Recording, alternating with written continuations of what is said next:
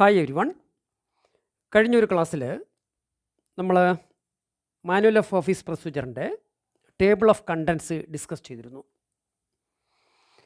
Manual of office procedure അഥവാ MOPയിൽ 15 ചാപ്റ്റേഴ്സാണ് ഉള്ളത്. All together there are 15 chapters. അതുപോലെ തന്നെ ഫോംസ് 18 ഫോംസ് ഉണ്ട്. നമ്മളിപ്പോൾ ഈ ബുക്കുകളിലൊക്കെ 16 ഫോംസേ കാണുന്നുള്ളൂ. പക്ഷേ 2 ഫോംസ് അഡീഷണലായിട്ട് അമെൻഡ് ചെയ്ത് ചേർത്തിട്ടുണ്ട്. അത് ഫോംസ് എല്ലാം നമുക്ക് ഇവരോട് പരിചയപ്പെടാം. ഫോംസിൽ നിന്നൊക്കെ ചോദ്യങ്ങൾ ചോദിക്കും. അപ്പോൾ മാനുവൽ ഓഫ് ഓഫീസ് പ്രൊസീജിയറിൽ 15 ചാപ്റ്റേഴ്സും 18 ഫോംസുമാണ് ഉള്ളത്. ഈ ചാപ്റ്റേഴ്സിൽ 168 പാരഗ്രാഫാണുള്ളത്. 168 അതിൽ ചാപ്റ്റർ 2 ഡെഫിനിഷൻസാണ്, നിർവചനങ്ങളാണ്. ഈ മാനുവൽ ഓഫ് ഓഫീസ് പ്രൊസീജിയറിൽ ഉപയോഗിച്ചിരിക്കുന്ന പദങ്ങൾ ഏതർത്ഥത്തിലാണ് അതിൽ ഉപയോഗിച്ചിരിക്കുന്നത്, അതാണ് ഡെഫിനിഷൻസ് എന്നുള്ള ഈ ചാപ്റ്ററിൽ വിശദമാക്കുന്നത്. പരീക്ഷയ്ക്ക് ഒരു 5 മാർക്കിനൊക്കെ ഡെഫിനിഷൻസ് തന്നെ ചോദിക്കാറുണ്ട്. So let's begin with chapter 2 definitions. പാര 4. എല്ലാ ഡെഫിനിഷൻസും പാര 4 ആൽഫബറ്റിക്കൽ ഓർഡറിലാണ് കൊടുത്തിരിക്കുന്നത്. ഒന്നാമത്തെ ഡെഫിനിഷൻ അറൈസിങ് റെഫറൻസ് ആണ്. അറൈസിങ് റെഫറൻസ് എന്താണ് ആ ഡെഫിനിഷൻ? അറൈസിങ്, ഉത്ഭവിക്കുന്ന. റെഫറൻസ് എന്ന് പറഞ്ഞാൽ പരാമർശം എന്നാണ്. ഉത്ഭവ പരാമർശം എന്ന് പറയാം. ഉത്ഭവ പരാമർശം, ഉത്ഭവ പരാമർശം, അറൈസിങ് റെഫറൻസ്. എന്താണ് അതിൻ്റെ ഡെഫിനിഷൻ എന്ന് പരിശോധിക്കാം. Any reference issued from the office which originates the file. Any reference, ഏതെങ്കിലും പരാമർശം. Any reference issued from the office which originates the file. File ഉത്ഭവിക്കുന്ന ഓഫീസിൽ നിന്നും ഇഷ്യൂ ചെയ്യുന്ന ഒരു പരാമർശം. Any reference issued from which office? The office in which the file is originated. ഏത് ഓഫീസിൽ നിന്നാണോ ഫയൽ ഉത്ഭവിക്കുന്നത്, ആ ഓഫീസിൽ നിന്ന് അയക്കുന്ന ഏതെങ്കിലും പരാമർശത്തെയാണ് അറൈസിങ് റെഫറൻസ് എന്ന് പറയുന്നത്. പരീക്ഷയ്ക്ക് ഇങ്ങനെ ചോദിക്കും, any reference issued from the office which originates the file is called A. Arising reference. B. An official reference. C. Internal reference. Arising reference ആണ്. ഉത്ഭവ പരാമർശം. എനി റെഫറൻസ്, ഏതെങ്കിലും പരാമർശം. Issued from the office which originates the file. File ആരംഭിക്കുന്ന, ഉത്ഭവിക്കുന്ന, ഓഫീസിൽ നിന്നും അയക്കുന്ന, issue ചെയ്യുന്ന റെഫറൻസ് ആണ്. It is called arising reference. Any reference issued from the office which originates the file is arising reference. നമ്മൾ ഡെഫിനിഷൻ വളരെ നന്നായിട്ടൊന്ന് മനസ്സിലാക്കുന്നത് നല്ലതാണ്.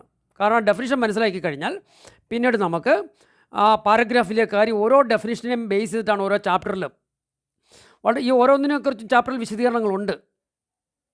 അപ്പോൾ ഡെഫിനിഷൻ നന്നായിട്ടൊന്ന് മനസ്സിലാക്കുന്നത് നല്ലതാണ്. അതിൻ്റെ മലയാളം: ഉത്ഭവ പരാമർശം, അറൈസിങ് റെഫറൻസ്. ഫയൽ ഉത്ഭവിക്കുന്ന, ഓഫീസിൽ നിന്നും അയക്കുന്ന ഏതെങ്കിലും പരാമർശത്തെ ഡാഷ് എന്ന് പറയുന്നു, ഉത്ഭവ പരാമർശം എന്ന് പറയുന്നു. ഫയൽ ഉത്ഭവിക്കുന്ന, ഓഫീസിൽ നിന്ന് അയക്കുന്ന ഏതെങ്കിലും പരാമർശം. Any reference issued from the office which originates the file, it is arising reference, അല്ലെങ്കിൽ ഉത്ഭവ പരാമർശം എന്ന് പറയാം. രണ്ടാമത്തെ ഡെഫിനിഷൻ, നമ്മൾ ഓരോ ഡെഫിനിഷനിലും മലയാളവും ഇംഗ്ലീഷൂടെ കമ്പയർ ചെയ്ത് പഠിച്ചു പോകാം. രണ്ടാമത്തെ ഡെഫിനിഷൻ കേസാണ്. കാര്യം എന്ന് പറയാം. ഒരു കാര്യം, ഒരു കേസ്. കേസ് കൺസിസ്റ്റ് ഓഫ്, കേസിൽ അടങ്ങിയിരിക്കുന്നു, ഉൾപ്പെടുന്നു. The case consist of current file. ഒന്ന് കറണ്ട് ഫയൽ. കറണ്ട് ഫയൽ, നടപ്പ് ഫയൽ എന്ന് പറയും. കേസിൽ ഒരു കറണ്ട് ഫയൽ ഉണ്ട്. നോട്ട് ഫയൽ, കുറിപ്പ് file. And any previous papers and books put up for reference.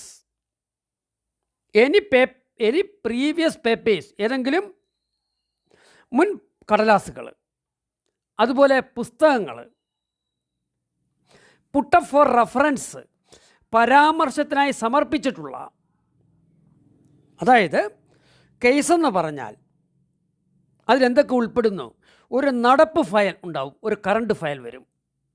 കേസിൽ എന്തൊക്കെയാണ് ഉൾപ്പെടുന്നത്? ഒരു current file. Case consist of current file.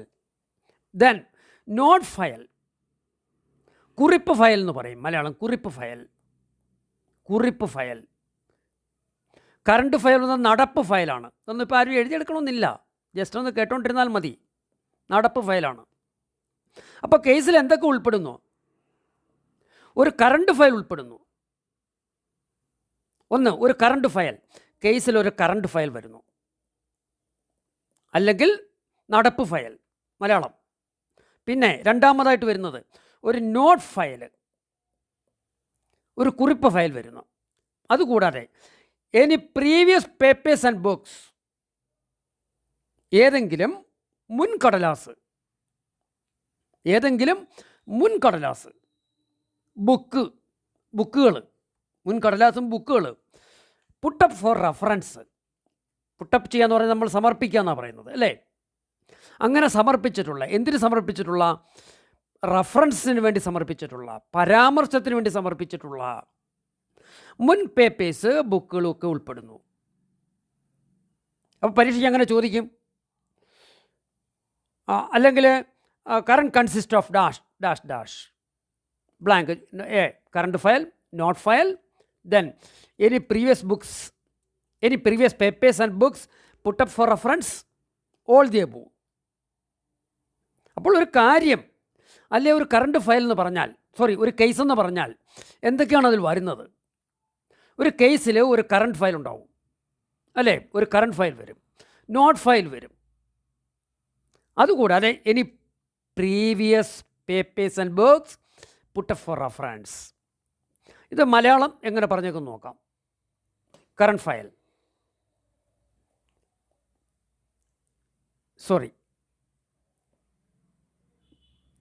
ഒരു സെക്കൻഡ്. കാര്യം,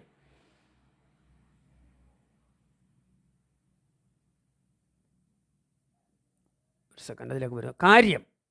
കാര്യം അല്ലെങ്കിൽ കേസ് എന്ന് പറഞ്ഞാൽ മലയാളത്തിൽ എങ്ങനെ വിശദീകരിച്ചിരിക്കുന്നത്? കാര്യം അഥവാ കേസ്. കേസ് എന്നത്, കാര്യം എന്നതിൽ നടപ്പ് ഫയൽ വരും. നടപ്പ് ഫയൽ എന്ന് പറഞ്ഞാൽ കറണ്ട് ഫയൽ, അല്ലേ? കുറിപ്പ് ഫയൽ, നോട്ട് ഫയൽ. അതുകൂടാതെ പരാമർശത്തിനായി സമർപ്പിച്ചിട്ടുള്ള ഏതെങ്കിലും മുൻ കടലാസും പുസ്തകങ്ങളും അടങ്ങുന്നതാണ്.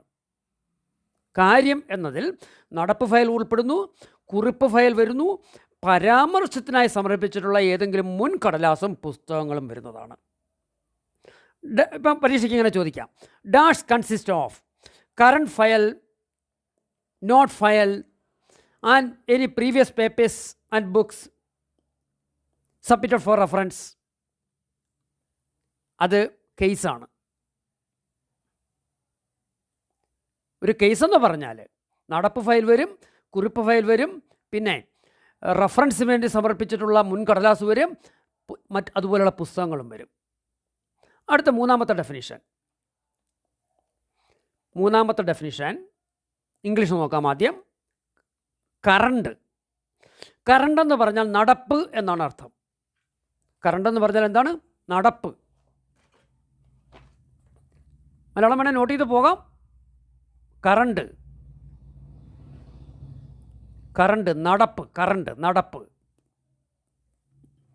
A communication received in the office which is stamped with the number of the office is until disposal is known as current. A communication, ഒരു ഓഫീസിൽ കിട്ടുന്ന ഒരു കമ്മ്യൂണിക്കേഷനാണ്, ഒരു അറിയിപ്പാണ്. A communication received in the office which is stamped with the number of the office. ഒരു ഓഫീസിൽ കിട്ടുന്ന ഒരു കമ്മ്യൂണിക്കേഷൻ, ഒരു അറിയിപ്പ്, അത് ഓഫീസിൽ കിട്ടി നമ്പറിട്ട് ഓഫീസ് മുദ്ര പതിപ്പിക്കുന്നത്, അത് ഡിസ്പോസൽ ആകുന്നത് വരെ, തീർപ്പാകുന്നത് വരെ, until disposal, it is known as current. അപ്പോൾ ഓഫീസിൽ കിട്ടുന്ന ഒരു കമ്മ്യൂണിക്കേഷനാണ്. ഈ കമ്മ്യൂണിക്കേഷനിൽ സ്റ്റാമ്പ് പതിപ്പിച്ചിരിക്കും, നമ്പർ വിട്ടിരിക്കും. അത് ഡിസ്പോസൽ ആകുന്നത് വരെ അതിന് കറണ്ട് എന്നാണ് പറയുന്നത്. അങ്ങനെ എടുത്ത നമ്പറിന് കറണ്ട് നമ്പർ എന്ന് പറയും. So what is current? ഓഫീസിൽ കിട്ടി നമ്പറിട്ട് ഓഫീസ് മുദ്ര പതിപ്പിച്ച ഒരറിയിപ്പ്, ഓഫീസിൽ കിട്ടി നമ്പറിട്ട് ഓഫീസ് മുദ്ര പതിച്ച ഒരറിയിപ്പ്, ഓഫീസിൽ കിട്ടി നമ്പറിട്ട് ഓഫീസ് മുദ്ര പതിപ്പിച്ച ഒരറിയിപ്പ്, അത് തീർപ്പാകും വരെ, until disposal, it is known as current. അങ്ങനെ കൊടുക്കുന്ന നമ്പറിന് എന്ത് പറയും? And the number itself is called current number. ആ നമ്പറിന് കറണ്ട് നമ്പർ എന്ന് പറയും. മൂന്നാമത്തെ ഡെഫിനിഷൻ, നടപ്പ്. കറണ്ടിൻ്റെ മലയാളം എന്താണ്? നടപ്പ്. ഓഫീസിൽ കിട്ടി നമ്പറിട്ട് ഒരു അറിയിപ്പാണത്. ഒരു അറിയിപ്പ് ഓഫീസിൽ കിട്ടി നമ്പറിട്ട് ഒരറിയിപ്പ്, ഓഫീസിൽ കിട്ടി നമ്പറിട്ട് ഓഫീസ് മുദ്ര പതിപ്പിച്ച് തീർപ്പാകുന്നത് വരെ ഓഫീസിലൊരു അറിയിപ്പ് കിട്ടുന്നു, അതിൽ നമ്പറിടുന്നു, ഓഫീസ് മുദ്ര പതിപ്പിക്കുന്നു, അത് ഡിസ്പോസൽ ചെയ്യുന്നത് വരെ നടപ്പായിട്ട് അറിയപ്പെടും, കറണ്ടായിട്ട് അറിയപ്പെടും. അങ്ങനെ ഇടുന്ന നമ്പറിന് എന്ത് പറയുന്നു? നടപ്പ് നമ്പർ എന്ന് വിളിക്കപ്പെടും. അങ്ങനെ ഇടുന്ന നമ്പർ നടപ്പ് നമ്പർ എന്ന് വിളിക്കപ്പെടും. നമ്മൾ ഈ ക്ലാസ് ഒരു പ്രാവശ്യം കേട്ടതിന് ശേഷം ഈ ചാപ്റ്ററിലെ മുൻവർഷ ചോദ്യങ്ങൾ ഡിസ്കസ് ചെയ്യും. അപ്പോൾ വളരെ വ്യക്തമായിട്ട് ഇത് മനസ്സിലാവും. ഇത് ജസ്റ്റ് ഒന്ന് വായിച്ച് ചെയ്താൽ മതിയാവും. അടുത്തത് കറണ്ട് ഫയൽ, നടപ്പ് ഫയൽ എന്ന് പറയാം. കറണ്ട് ഫയൽ, അടുത്ത ഡെഫിനിഷൻ എന്താണ്? കറണ്ട് ഫയൽ, മലയാളം എന്ത് പറയാം? നടപ്പ് ഫയൽ. അതിലെന്തൊക്കെ ഉൾപ്പെടുന്നു നോക്കാം. Current file consist at the outset. Current file consist of the official paper or papers under disposal. Current file എന്തൊക്കെയാണ് അടങ്ങുന്നത്? കറണ്ട് ഫയൽ കൺസിസ്റ്റ്, തുടക്കത്തിലുള്ള, at the outset, of the official paper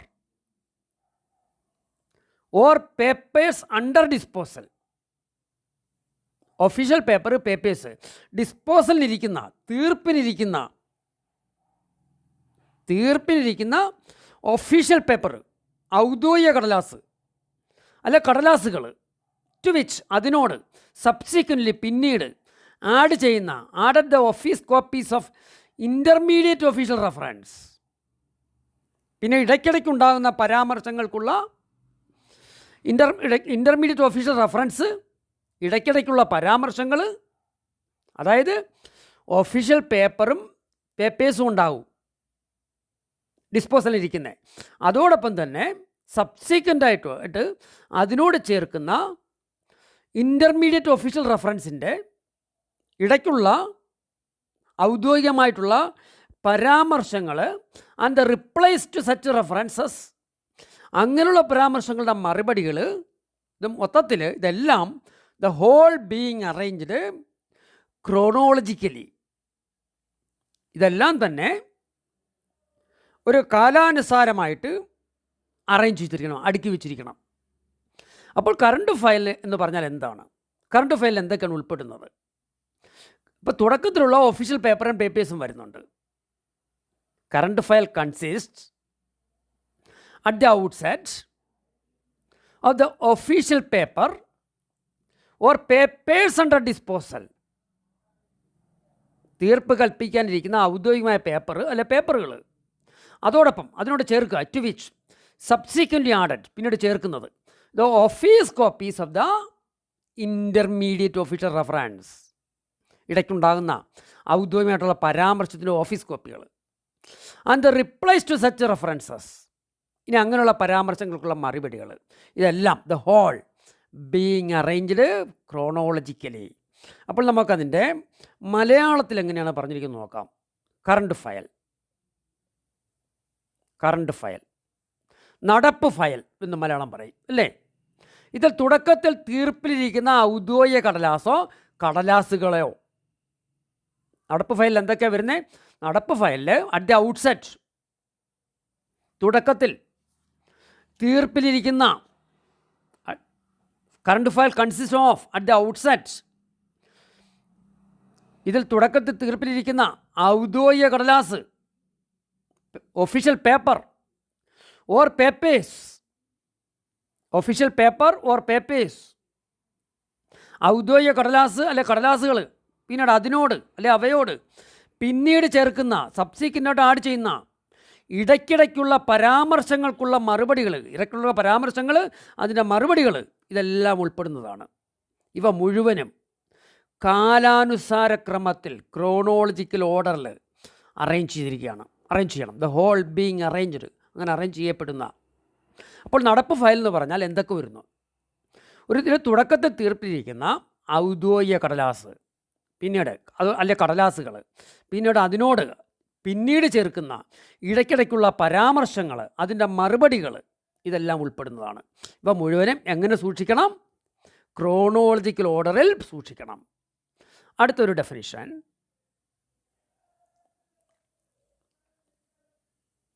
പരാമർശം, ഒരു സെക്കൻഡ് ഇംഗ്ലീഷിലേക്ക് വരാം. ആദ്യം ഇംഗ്ലീഷ് നോക്കാം. അപ്പോൾ കറണ്ട് ഫയൽ നമ്മളിപ്പോൾ ഡിസ്കസ് ചെയ്തു. അടുത്തത് ഡെമി ഒഫീഷ്യൽ കറസ്പോണ്ടൻസ് ആണ്. What is it? അടുത്ത ഡെഫിനിഷൻ എന്താണ്? ഡെമി ഒഫീഷ്യൽ കറസ്പോണ്ടൻസ്, അർത്ഥ ഔദ്യോഗിക കത്തിടപാട്, അർത്ഥ ഔദ്യോഗിക കത്തിടപാട്, ഡെമി ഒഫീഷ്യൽ കറസ്പോണ്ടൻസ്, അതായത് ഔപചാരികമില്ലാത്ത,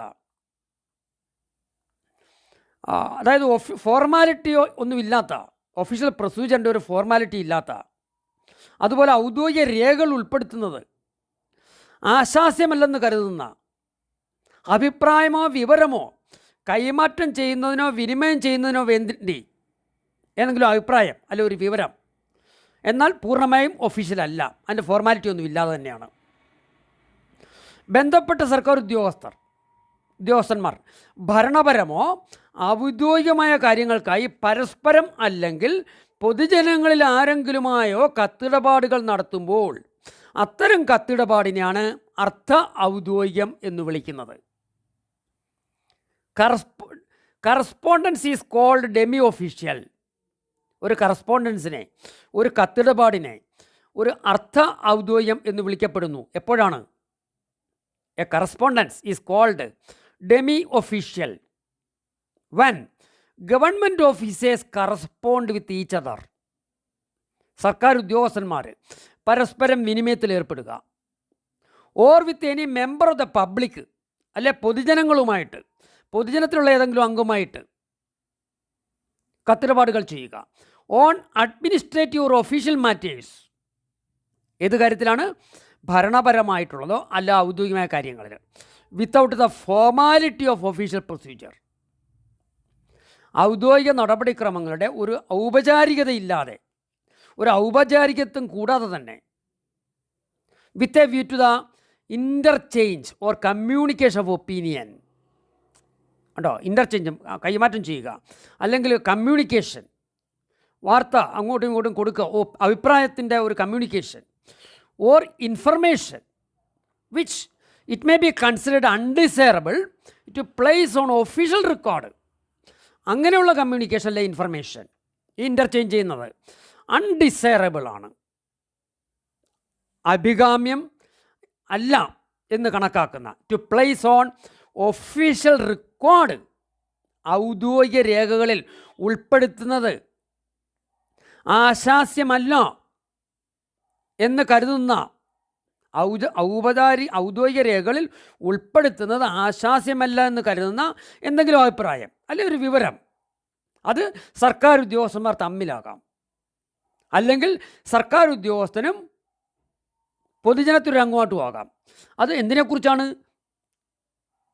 ഓൺ അഡ്മിനിസ്ട്രേറ്റീവ് ഒഫീഷ്യൽ മാറ്റേഴ്സ്, ഭരണപരമായിട്ടോ ഔദ്യോഗികമായ കാര്യങ്ങൾക്കായി ഇങ്ങനെ കത്തിടപാടുകൾ നടത്തുന്നതിനാണ് അർദ്ധ ഔദ്യോഗികം എന്ന് പറയുന്നത്. ഡെമി ഒഫീഷ്യൽ കറസ്പോണ്ടൻസ്, ഒന്നുകൂടെ വായിക്കാം. Demi official correspondence. Correspondence is called demi official when government officers correspond with each other or അവർ പരസ്പരം കറസ്പോണ്ട് ചെയ്യുക, or with any member of the public on administrative or official matters without the formality of official procedure with a view to the interchange or communication of opinion or information which it may be considered undesirable to place on record. അപ്പോൾ ഒരു ഔപചാരികത്വം കൂടാതെ തന്നെ നമുക്കതിൻ്റെ മലയാളം എങ്ങനെയാണ് പറഞ്ഞേക്കെന്ന് നോക്കാം. Demi official, അർദ്ധ ഔദ്യോഗികം. അർദ്ധ ഔദ്യോഗികം ഔദ്യോഗിക നടപടികളുടെ ഔപചാരികത്വം കൂടാതെ, ഔദ്യോഗിക നടപടിയുടെ ഔപചാരികത്വം without formality, without official formality or without the formality of official procedure, without the formality of official procedure, ഔദ്യോഗിക നടപടിയുടെ ഔപചാരികത്വം കൂടാതെ ഔദ്യോഗിക രേഖകൾ ഉൾപ്പെടുത്തുന്നത് ആശാസ്യമല്ലെന്ന് കരുതുന്ന അഭിപ്രായമോ വിവരമോ കൈമാറ്റം ചെയ്യുന്നതിനോ വിനിമയം ചെയ്യുന്നതിനോ വേണ്ടി ബന്ധപ്പെട്ട സർക്കാർ ഉദ്യോഗസ്ഥന്മാർ ഭരണപരമോ ഔദ്യോഗികമായ കാര്യങ്ങൾക്കായി പരസ്പരമോ അല്ലെങ്കിൽ പൊതുജനങ്ങളിൽ ആരെങ്കിലുമായോ കത്തിടപാട് നടത്തുമ്പോൾ ആ കത്തിടപാടിനെയാണ്, അങ്ങനെയുള്ള കത്തിടപാടുകളാണ് അർദ്ധ ഔദ്യോഗികം എന്ന് വിളിക്കുന്നത്. അപ്പോൾ ഇവിടെ ഒരു ഔപചാരികത്വമില്ല, without the formality of official പ്രൊസീജിയറാണ്. അതുപോലെ തന്നെ ഔദ്യോഗിക രേഖകളിൽ ഉൾപ്പെടുത്തുന്നത് നല്ലതല്ല, അങ്ങനെയുള്ളതാണ്. അപ്പോൾ അങ്ങനെയുള്ള അഭിപ്രായം അല്ലെങ്കിൽ വിവരം അത് കൈമാറ്റം ചെയ്യുക അല്ലെ വിനിമയം ചെയ്യുക, ആ ഉദ്ദേശത്തോടു കൂടി ബന്ധപ്പെട്ട സർക്കാർ ഉദ്യോഗസ്ഥന്മാർ ഭരണപരമോ ഔദ്യോഗികമായ കാര്യങ്ങൾക്കായി പരസ്പരമോ അല്ലെങ്കിൽ പൊതുജനങ്ങളിൽ ഏതെങ്കിലും അംഗമായിട്ടോ കത്തിടപാട് നടത്തിയാൽ അത്തരം കത്തിടപാടുകൾക്ക് അർദ്ധ ഔദ്യോഗികം എന്ന് പറയാം. ഡെമി ഒഫീഷ്യൽ ലെറ്റർ എന്ന് പറയും. നമ്മൾ DO ലെറ്റർ എന്നൊക്കെ പറയാറുണ്ട് അല്ലേ? DO ലെറ്റർ എഴുതാറില്ലേ ഡിപ്പാർട്ട്മെൻറ്റിലൊക്കെ? അപ്പോൾ ഈ ഡെഫിനിഷനിലൊക്കെ ഈ പറയുന്ന ഡെഫിനിഷൻസൊക്കെ തന്നെയും വിശദമായിട്ട് വരുന്ന പാരഗ്രാഫുകളിലൊക്കെ പഠിക്കാനുണ്ട് നമുക്ക്. അപ്പോൾ നമ്മൾ അതിനെക്കുറിച്ച് വളരെ വിശദമായിട്ട് നോക്കും. ഇപ്പോൾ ഇതിൻ്റെ ഡെഫിനിഷൻസ് മാത്രം ഒന്ന് മനസ്സിലാക്കിയാൽ മതിയാവും. അടുത്തത് ഡിസ്പോസൽ. അടുത്തൊരു ഡെഫിനിഷൻ എന്താണ്? അടുത്ത ഡെഫിനിഷൻ ഡിസ്പോസൽ. തീർപ്പെന്ന് പറയും. ഡിസ്പോസൽ, DISPOSAL, തീർപ്പ്, ഒരു ഫൈനൽ ഡിസിഷൻ എടുക്കുന്നതാണ്. So what is disposal? ഒരു ഓഫീസ് തലവൻ്റെ മുമ്പായിട്ട് ഒരു ഫയൽ അദ്ദേഹത്തിൻ്റെ അറിവിലേക്കോ അല്ലെ അദ്ദേഹത്തിൻ്റെ ഉത്തരവിലേക്കോ സമർപ്പിക്കുമ്പോൾ ആ കാര്യത്തിൽ ഓഫീസ് തലവൻ ഒരു അന്തിമ തീരുമാനം എടുക്കുകയാണെങ്കിൽ അദ്ദേഹം എടുക്കുന്ന തീരുമാനം, അതിൻ്റെ ഒരു പ്രസ്താവന, ഒരു സ്റ്റേറ്റ്മെൻറ്റ്, അതാണ് disposal. Disposal is a statement. What is disposal? Disposal is a statement of the final decision. അവസാന തീർപ്പിൻ്റെ ഒരു പ്രസ്താവനയാണ് of the head of the office മേധാവിയുടെ on any matter submitted for information or orders. നമ്മൾ ഫയലൊക്കെ put up ചെയ്യുമ്പോൾ for information and orders എന്ന് പറഞ്ഞിട്ടാണ് ഫയൽ പലപ്പോഴും പുട്ടപ്പ് ചെയ്യുന്നത്. ഫോർ ഇൻഫർമേഷൻ, അറിവിലേക്കും ഉത്തരവിലേക്കും എന്ന് നോട്ട് എഴുതി കൊടുക്കാറില്ലേ? സബ്മിഷൻ എഴുതി കൊടുക്കാറില്ലേ? For information and orders. ഒരു ഫയൽ വന്നു കഴിഞ്ഞാൽ ചില ഓഫീസിലൊക്കെ ആണെങ്കിൽ ചിലപ്പോൾ ഇൻഫർമേഷൻ ആൻഡ് ഓർഡേഴ്സ് എന്ന് പറഞ്ഞ് മാത്രം എഴുതി കൊടുക്കും. അത് ശരിയല്ല. നമ്മൾ ആ ഫയലിനെക്കുറിച്ചൊരു ചെറിയ നോട്ടൊക്കെ എഴുതണം. അതിനുള്ള അധികാരമുള്ളവർ അങ്ങനെ നോട്ട് എഴുതാറുണ്ട്. ക്ലറിക്കൽ നോട്ട് എഴുതാം. ഡയറക്റ്റീവ് ആയിരുന്നുള്ള നോട്ടുകളൊന്നും, അതായത് ഓഫീസർക്ക് ഒരു ഡയറക്ഷൻ കൊടുക്കുന്ന നോട്ടുകളായിരുത്, സബ്മിറ്റീവ് ആയിരിക്കണം അല്ലേ. So what is disposal? എന്താണ് തീർപ്പെന്ന് പറഞ്ഞാൽ? Disposal is a statement of the final decision. Disposal is the statement of the final decision. അന്തിമ തീരുമാനത്തിൻ്റെ ഒരു സ്റ്റേറ്റ്മെൻറ്റാണ്. ആരുടെ? Of the head of the office. എന്ത് കാര്യത്തിൽ? On any matter submitted before him, submitted before the head of office four information and orders. പരീക്ഷയ്ക്ക് ചോദിക്കാം. Which of the following is a statement of the final decision of the head of the office on any matter submitted for information or orders? A. Proceedings. B. Order. C. Disposal. Disposal. So what is disposal? Disposal അല്ലെങ്കിൽ തീർപ്പെന്ന് പറഞ്ഞാൽ എന്താണ്?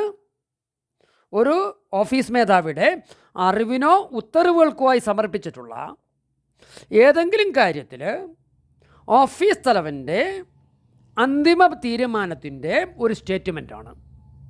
Disposal is a statement of the final decision of the head of the office on any matter submitted for information or orders. നമുക്ക് മലയാളത്തിൽ തീർപ്പ് എങ്ങനെ പറയാൻ നോക്കാം. തീർപ്പ് എന്നത് അറിവിനോ ഉത്തരവുകൾക്കോ, ഇൻഫർമേഷൻ അല്ലെങ്കിൽ ഓർഡേഴ്സ് ആയി സമർപ്പിച്ചിട്ടുള്ള ഏതെങ്കിലും സംഗതിയെ സംബന്ധിച്ചിട്ട്, ഏതെങ്കിലും കാര്യത്തെ സംബന്ധിച്ച് ഓഫീസ് തലവൻ്റെ അന്തിമ തീരുമാനത്തിൻ്റെ പ്രസ്താവന. പരീക്ഷയ്ക്ക് അപ്പോൾ ചോദിക്കാം, അറിവിനോ ഉത്തരവിനോ ആയി സമർപ്പിച്ചിട്ടുള്ള ഏതെങ്കിലും കാര്യത്തിലെ ഓഫീസ് തലവൻ്റെ അന്തിമ തീരുമാനത്തിൻ്റെ പ്രസ്താവന, സ്റ്റേറ്റ്മെൻറ്റ്, അതെന്താണ്? എ. നോട്ട്. ബി. തീർപ്പ്, കുറിപ്പ്, തീർപ്പ്, അല്ല ഡ്രാഫ്റ്റ്, അല്ലെങ്കിൽ നടപടിക്രമം. അതൊക്കെ അത് തീർപ്പാണ് അല്ലേ. തീർപ്പെന്നത് അറിവിനോ ഉത്തരവുകൾക്കോ ആയി സമർപ്പിച്ചിട്ടുള്ള ഏതെങ്കിലും സംഗതിയെ സംബന്ധിച്ചിട്ട് ഓഫീസ് തലവൻ്റെ അന്തിമ തീരുമാനം എന്ന് വേണേൽ പറയാം. അടുത്ത ഡെഫിനിഷൻ, നക്കൽ അല്ലെങ്കിൽ ഡ്രാഫ്റ്റ്.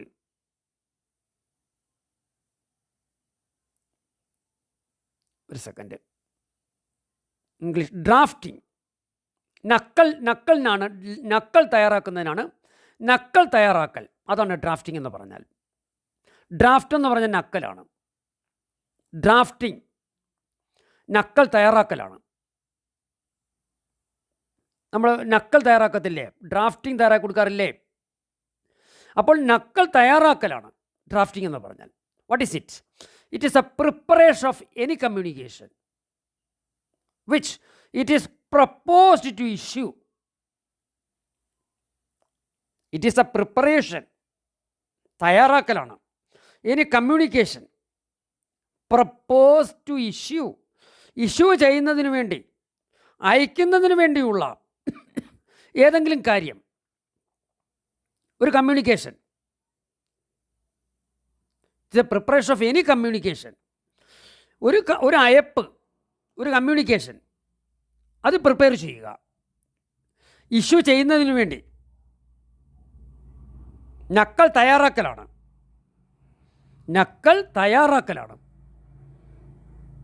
എന്ന് പറഞ്ഞാൽ അയക്കുന്നതിന് വേണ്ടിയുള്ള എന്തെങ്കിലും തയ്യാറാക്കുക. പ്രിപ്പറേഷൻ ഓഫ് എനി കമ്മ്യൂണിക്കേഷനാണ്. ഏതെങ്കിലും ഒരു വിനിമയം എന്തിനു വേണ്ടി? Which it is proposed to issue ചെയ്യുന്നതിന് വേണ്ടി. So what is drafting? Drafting is the preparation of any communication. Drafting is the preparation of any communication which it is proposed to issue. പരീക്ഷയ്ക്ക് ചോദിക്കാം, the process of the preparation of any communication which it is proposed to issue. A. Referencing. B. Noting. C drafting. D filing. Drafting ആണ്. The preparation of any communication which it is propose to issue is dash. Drafting. Malayalam സർക്കാരിൻ്റെ പുസ്തകം തന്നെയാണ്. സർക്കാരിൻ്റെ translation എന്താണെന്ന് നോക്കാം. നക്കൽ, തയ്യാറാക്കൽ എന്നത് അയക്കുന്നതിന് വേണ്ടിയുള്ള എന്തെങ്കിലും തയ്യാറാക്കുക, അത്രേ പറയുന്നുള്ളൂ. അയക്കുന്നതിന് വേണ്ടി എന്തെങ്കിലും തയ്യാറാക്കുന്നതാണ്, അതാണ് നക്കൽ എന്ന് പറയുന്നത്. ഇംഗ്ലീഷിൽ നമ്മൾ ഡിസ്കസ് ചെയ്തല്ലോ. ഡ്രാഫ്റ്റിംഗ് എന്ന് പറഞ്ഞാൽ it is a preparation of any communication which it is proposed to issue. അടുത്തത് അത് ഇംഗ്ലീഷ് നോക്കാം. എൻക്ലോഷറാണ്. ഡ്രാഫ്റ്റിംഗ് കഴിഞ്ഞിട്ട് എൻക്ലോഷർ.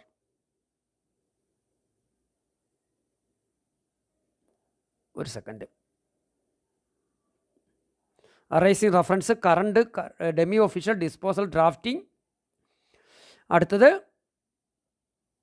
എൻക്ലോഷർ, ഉള്ളടക്കം. വായിച്ചു നോക്കാം. A communication or a statement or a plan. Enclosure പറയാൻ എന്തൊക്കെ വരാം? എൻക്ലോഷറിൽ ഉൾപ്പെടുന്നത് അതായത് ഉള്ളടക്കം. എൻക്ലോഷർ, ഉള്ളടക്കം. ഉള്ളടക്കം എന്ന് പറഞ്ഞാൽ എന്തൊക്കെയാണ്?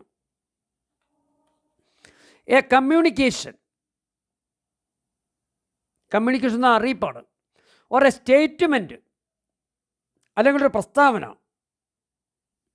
Or a plan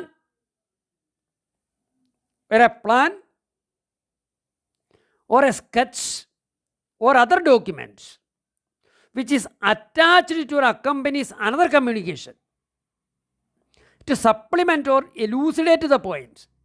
Intention, to supplement or elucidate the point, intention or orders conveyed in the letter is called enclosure.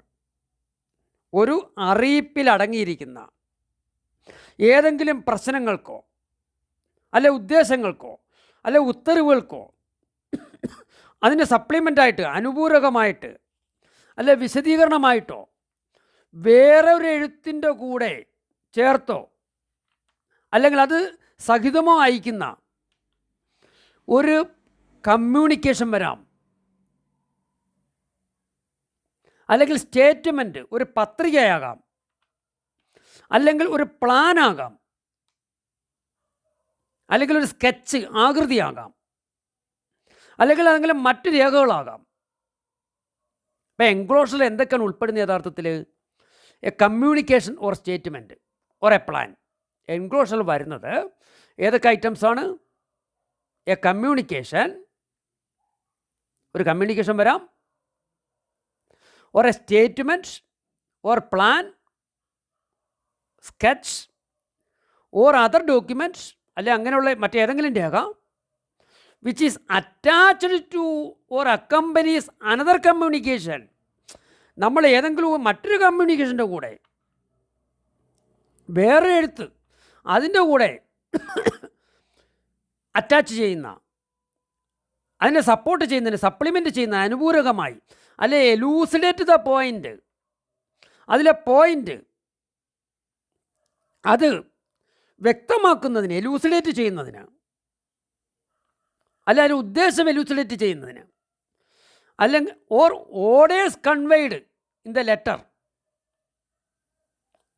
Or orders conveyed in the letter, അല്ലെങ്കിൽ ഏതെങ്കിലും ലെറ്ററിൽ പ്രകാരം കൺവേ ചെയ്യുന്ന, വിനിമയം ചെയ്യുന്ന ഉത്തരവുകൾ ഇതിനോടൊക്കെ ചേർക്കുന്ന ഒരു കമ്മ്യൂണിക്കേഷൻ ആകാം. സ്റ്റേറ്റ്മെൻ്റ് ആകാം, സ്കെച്ച് ആകാം, അല്ലെ പ്ലാൻ ആകാം, സ്കെച്ച് ആകാം, അല്ലെ ഡോക്യുമെൻ്റ് ആകാം.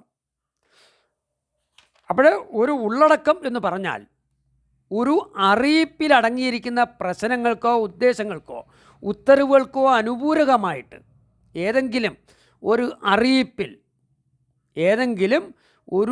അറിയിപ്പിൽ അടങ്ങിയിരിക്കുന്ന പ്രശ്നങ്ങൾ, പോയിൻ്റാണ് ഉദ്ദേശിക്കുന്നത്. അറിയിപ്പിൽ അടങ്ങിയിരിക്കുന്ന പ്രശ്നം, അല്ല അതിൻ്റെ ഉദ്ദേശം, അല്ല ഉത്തരവുകൾ, അതിനനുപൂരകമായിട്ട്, സപ്ലിമെൻ്റായിട്ട്, അല്ലെങ്കിൽ വിശദീകരണമായിട്ടോ ഓർ എലൂസിഡേറ്റ് ചെയ്യാൻ വിശദീകരിക്കുന്നതിന് വേണ്ടിയോ വേറൊരു എഴുത്തിൻ്റെ കൂടെ ചേർത്തോ അല്ല ഏതെങ്കിലും മറ്റൊരു കമ്മ്യൂണിക്കേഷൻ്റെ കൂടെ ചേർത്തോ അല്ല അത് സഹിതമോ അയക്കുന്ന ഒരു കമ്മ്യൂണിക്കേഷൻ, ഒരു സ്റ്റേറ്റ്മെൻറ്റ് വേണേൽ പത്രിക എന്ന് പറയാം. പത്രിക അല്ലെങ്കിൽ എഴുത്ത്, കമ്മ്യൂണിക്കേഷൻ എഴുത്താണ്. ഏതെങ്കിലും ഒരു കമ്മ്യൂണിക്കേഷൻ്റെ കൂടെ അതിലേതെങ്കിലും ഒരു വിശദീകരണം കൊടുക്കുന്നതിന് വേണ്ടി ആ കമ്മ്യൂണിക്കേഷൻ്റെ ഏതെങ്കിലും ഒരു പോയിന്റിൽ എലൂസിഡേറ്റ് ചെയ്യാൻ, അല്ലെ ആ കമ്മ്യൂണിക്കേഷൻ്റെ ഇൻറ്റൻഷൻ എന്താണ്, അതിൽ ഉത്തരവുകൾ എന്താണ്, അത് വിശദീകരിക്കുന്നതിന് വേണ്ടി അതിനോടൊപ്പം ചേർത്തയക്കുന്ന മറ്റൊരെഴുത്ത്, അല്ലെങ്കിൽ മറ്റൊരു പത്രിക, അല്ലെങ്കിൽ ഒരു പ്ലാൻ, ഒരു മാതൃക, അല്ലെങ്കിൽ ഒരു സ്കെച്ച് അഥവാ ആകൃതി, അല്ലെങ്കിൽ മറ്റേതെങ്കിലും ഡോക്യുമെൻ്റ്, അതിനൊക്കെയാണ് നമ്മൾ ഉള്ളടക്കം എന്ന് പറയുന്നത്. Enclosure means A communication. ഒന്നുകൂടെ വായിക്കാം. എൻക്ലോഷർ എന്ന് പറഞ്ഞാൽ എ കമ്മ്യൂണിക്കേഷൻ ഓർ സ്റ്റേറ്റ്മെൻറ്റ്. പരീക്ഷ അങ്ങനെ ചോദിക്കും, എൻക്ലോഷറിൽ എന്തൊക്കെയാണ് വരുന്നത്? എൻക്ലോഷറിൽ കമ്മ്യൂണിക്കേഷൻ വരാം, സ്റ്റേറ്റ്മെൻറ്റ് വരാം, പ്ലാൻ ആകാം, സ്കെച്ചാകാം, ഓർ അതർ ഡോക്യുമെൻ്റ് ആകാം, which is attached to or accompanies another communication. ഉണ്ടാവും, മറ്റൊരു കമ്മ്യൂണിക്കേഷൻ അറ്റാച്ച് ചെയ്ത് കൊടുക്കുക, അല്ല അക്കമ്പനി ചെയ്ത് കൊടുക്കുക. To supplement or elucidate the point അല്ല അതിൻ്റെ ഇൻറ്റൻഷൻ ഓർ ഓർഡേഴ്സ് കൺവേഡ്. ഏതെങ്കിലും ഒരു കമ്മ്യൂണിക്കേഷൻ അതിനകത്ത് എന്താണ് പോയിൻ്റ്, അതിൻ്റെ ഉദ്ദേശം എന്താണ്, അല്ല അതിനകത്ത് ഉത്തരവ് എന്താണ്, അതൊന്ന് എലൂസിഡേറ്റ് ചെയ്യാൻ, അതിനല്ല അതിന് അനുപൂരകമായിട്ട് അതിൻ്റെ കൂടെ മറ്റൊരു കമ്മ്യൂണിക്കേഷൻ കൊടുക്കുക, അല്ലെങ്കിൽ ഒരു സ്റ്റേറ്റ്മെൻറ്റ് കൊടുക്കുക, ഒരു പ്ലാൻ കൊടുക്കുക, ഒരു സ്കെച്ച് കൊടുക്കുക, അല്ലെങ്കിൽ ഒരു ഡോക്യുമെൻ്റ് അറ്റാച്ച് ചെയ്യുക. അതിനൊക്കെയാണ് എൻക്ലോഷർ എന്ന് പറയുന്നത്. മലയാളത്തിൽ ഉള്ളടക്കം എന്ന് പറയാം. ഉള്ളടക്കം. പരീക്ഷ എങ്ങനെ ചോദിക്കാം? A communication or a statement or a plan, sketch or other document which is attached to another communication it to supplement or elucidate the point is called dash. A file, B current, C തപാൽ, D enclosure. Enclosure എന്ന് പറയും. മലയാളം എങ്ങനെ നോക്കാം? ഉള്ളടക്കം ഒരു അറിയിപ്പിൽ അടങ്ങിയിരിക്കുന്ന പ്രശ്നങ്ങൾക്കോ പോയിൻ്റാണ്. ഒരു അറിയിപ്പിൽ അടങ്ങിയിരിക്കുന്ന പ്രശ്നങ്ങൾക്കോ പോയിൻ്റ്, ഇൻറ്റൻഷൻ ഉദ്ദേശത്തിനോ അല്ല ഉത്തരവുകൾക്കോ അല്ല ഓർഡേഴ്സ് അനുപൂരകമായോ സപ്ലിമെൻ്റായിട്ട് അല്ലെ വിശദീകരണമായോ എലൂസിഡേറ്റ് ചെയ്യുക. വേറെ എഴുത്തിൻ്റെ കൂടെ ചേർത്തോ അല്ലെങ്കിൽ അത് സഹിതമോ അയക്കുന്ന ഒരു പത്രിക. ഒരു കമ്മ്യൂണിക്കേഷൻ ഇവിടെ ഒഴിവാക്കിയിട്ടുണ്ട്. കമ്മ്യൂണിക്കേഷൻ രണ്ടാമത് പറയുന്നു. പത്രിക, സ്റ്റേറ്റ്മെൻറ്റ്, അല്ലെ കമ്മ്യൂണിക്കേഷൻ എഴുത്തിനെയോ അല്ലെങ്കിൽ മാതൃകയോ പ്ലാൻ അല്ലെങ്കിൽ സ്കെച്ച് ആകൃതിയെയോ മറ്റ് രേഖകളെയോ. അപ്പോൾ ഏതെങ്കിലും ഒരു കമ്മ്യൂണിക്കേഷൻ്റെ കൂടെ അടക്കം ചെയ്തായി കൊടുക്കുന്നതാണ് നമ്മൾ എൻക്ലോഷേഴ്സ് എന്ന് പറയത്തില്ലേ, ഉള്ളടക്കം എന്ന് വിളിക്കാം. അപ്പോൾ നമ്മളൊരു കാര്യം സബ്മിറ്റ് ചെയ്യുന്നു, അല്ലെ എവിടെയെങ്കിലും ഓഫീസിലേക്ക് അയച്ചു കൊടുക്കുന്നു. അപ്പോൾ നമ്മൾ അതിൻ്റെ എൻക്ലോഷേഴ്സ് അയച്ചു കൊടുക്കാറില്ലേ? അത് കൂടുതൽ വിശദമാക്കാനാണ്, വ്യക്തമാക്കാനാണ്. ഒരു കമ്മ്യൂണിക്കേഷൻ്റെ കൂടെ അതിനോടൊപ്പം എൻക്ലോഷേഴ്സ് എന്ന് പറഞ്ഞ് ചിലപ്പോൾ അത് വേറൊരു കമ്മ്യൂണിക്കേഷൻ ആകാം, ചിലപ്പോൾ ഒരു സ്റ്റേറ്റ്മെൻ്റ് ആകാം, ചിലപ്പോൾ ഒരു പ്ലാൻ അല്ലെ മാതൃകയാകാം, അല്ലെങ്കിൽ ഒരു സ്കെച്ചാകാം, അല്ലേ? അതിനെയൊക്കെയാണ് ഉള്ളടക്കം എന്ന് പറയുന്നത്. നമ്മൾ ഇന്നത്തെ ക്ലാസ്സിൽ ഇന്നത്തെ ക്ലാസ് ഞാനിവിടെ എൻഡ് ചെയ്യുകയാണ്. അപ്പോൾ അടുത്ത ക്ലാസ്സിൽ നമ്മളിതിൻ്റെ കണ്ടിന്യൂഷൻ എടുക്കും കേട്ടോ. അപ്പോൾ എല്ലാവർക്കും നന്ദി, നമസ്കാരം. ഇന്നത്തെ ക്ലാസ് നമ്മളിവിടെ ഒന്ന് സ്റ്റോപ്പ് ചെയ്യുകയാണ്.